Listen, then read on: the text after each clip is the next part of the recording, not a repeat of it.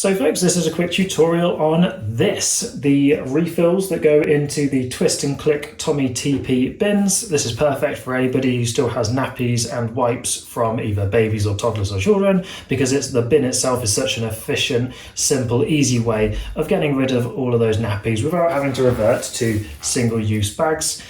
which we have a couple of for going outside of the house, but inside the house we always use this. So a quick demo on how simple it is for this to use. You do have some instructions on the lid of the box which you can follow, but this is a quick video just to show you what to do. So step one, you want to just pull out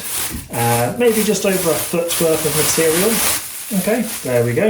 about a foot, and you want to push it straight through the middle just like that. Okay, and then this end just here, what you want to do is tighten a knot.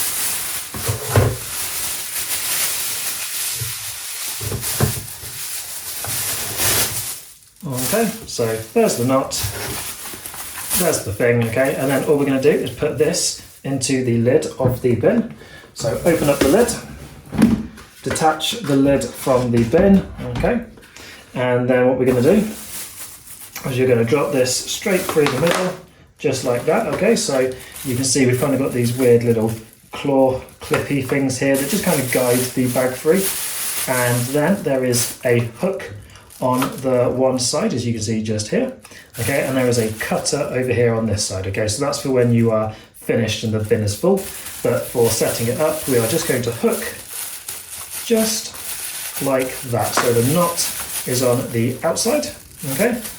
put a little bit of extra in, and that is it, okay, then you close the lid just like that,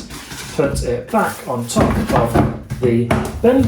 and you are ready to go. Okay, all you'll do now is you'll open the lid